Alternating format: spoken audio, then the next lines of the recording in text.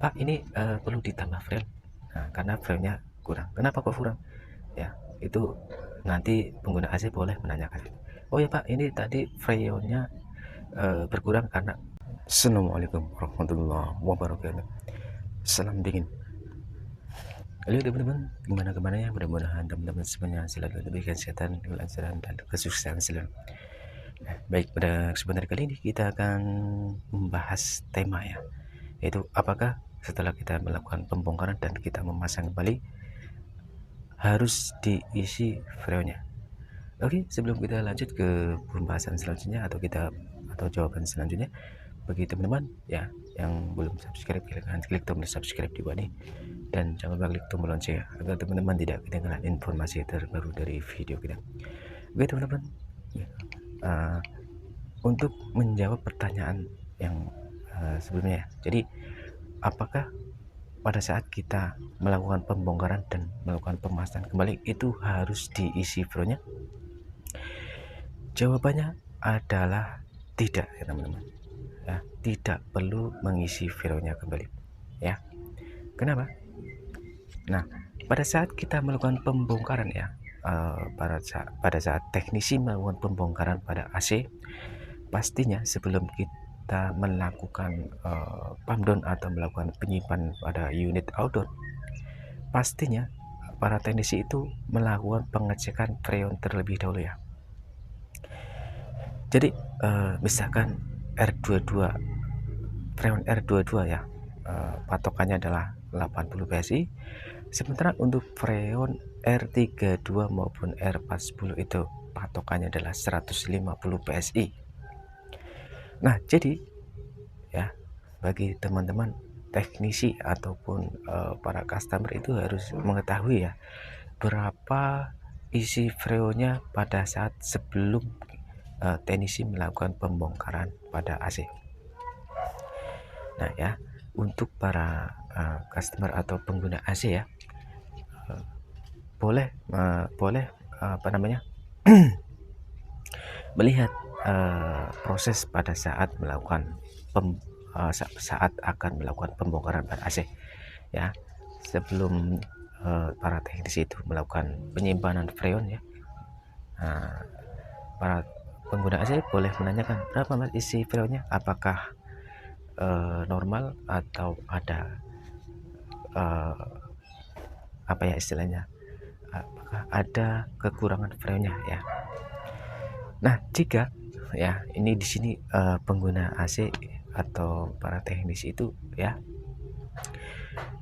jika freonnya misalkan ya normalnya kan misalkan 150 PSI dengan freon R32 maupun R40 ya, misalkan freonnya tinggal 75 PSI atau hilang sekitar 50% ya, berarti di situ ada kemungkinan bocor freon.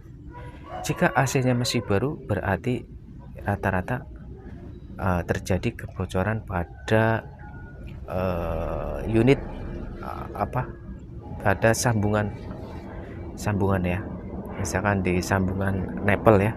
Nah, jika ada kebocoran di sambungan nepel ya teman-teman, nah yang perlu dilakukan adalah melakukan flaring ulang pada sambungan pipa AC. Itu satu ya teman-teman. Nah, yang kedua, jika freon itu normal ya, misalkan R40 dan R32 di posisi 150 maupun 160 ya, bahkan ada 170 PSI ya, dengan catatan ampernya normal ya. Dan pada saat kita melakukan pemasangan kembali itu nanti tidak perlu isi freon ya, dengan catatan para teknisi itu menggunakan vakum ya pada saat setelah teknisi melakukan pemasangan pada unit indoor maupun outdoor ya, beserta instalasi pipa ya. Jadi untuk para pengguna AC ya, boleh menanyakan kepada teknisi ya, apakah freonnya perlu ditambah mas, karena AC ini tadi pada saat sebelum melakukan pump down kan sudah dicek ya, valve-nya normal ya, 150 maupun 160. Nah, itu boleh menanyakannya. Dan para pengguna AC boleh melakukan istilahnya adu argumen dengan teknisi.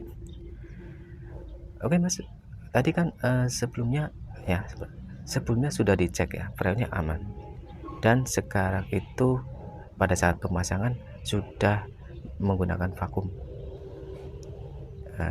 Itu menurut saya tidak perlu menambah freon mas, karena tidak ada freon yang terbuang, kecuali memang para teknisi itu tidak membawa perlengkapan seperti vakum ya. Pasti teknisi itu pasti akan melakukan koordinasi dengan pengguna AC ya, atau konsul istilahnya bahasa awamnya itu ngomong kepada pengguna AC, Pak ini perlu ditambah freon, karena freonnya kurang. Kenapa kok kurang ya? Itu nanti pengguna AC boleh menanyakan, oh ya Pak ini tadi freonnya berkurang karena dipakai untuk flashing ya. Flashing itu seperti ini ya teman-teman. Jadi flashing freon itu tujuannya adalah pada saat kita sudah memasang ya, nah kita lepas penutup keran yang kecil ya, dan kita buka penutup ventil ya, seperti ini. Pada saat flashing itu ya, kita membuka jalur kunci L yang kecil, kita buka. Pada saat kita buka, freon pasti terbuka ya, mengisi ke bagian unit indoor, dan kemudian di ujungnya adalah di pipa yang besar ini ya. Pada saat kita buka ventil dan kita buka, pasti freonnya kebuang dan anginnya. Kita buka secara cepat, baru nanti freonnya terbuang semuanya ya, dengan anginnya ya. Dan tujuan flashing itu adalah membuang sisa-sisa udara atau angin ya. Jadi itulah yang membuat para teknisi itu melakukan pengisian freon atau penambahan freon ya teman-teman. Nah jadi para pengguna AC boleh menanyakan pada para teknisi ya, kenapa kok tidak bawa vakum ya. Oke teman-teman, jawabannya pada kesempatan kali ini ada dua ya teman-teman. Ada dua. Yang pertama, jika para teknisi tidak membawa vakum, pasti itu akan melakukan penambahan freon. Karena apa? Tadi sebelumnya freon yang dari outdoor unit itu ya, itu terpakai untuk membuang sisa-sisa udara di dalam pipa AC ya. Dan yang kedua, jika para teknisi itu menggunakan vakum, pastinya tidak ada penambahan freon ya. Dan itu adalah kelebihannya pada saat teknisi melakukan vakum atau membawa vakum. Oke teman-teman, mudah-mudahan informasi ini bermanfaat. Silakan bagi yang belum subscribe, silahkan klik tombol subscribe di bawah ini dan jangan lupa klik tombol loncengnya agar teman-teman tidak ketinggalan informasi terbaru dari video kita. Oke, kita akhiri. Assalamualaikum warahmatullahi wabarakatuh. Salam dingin.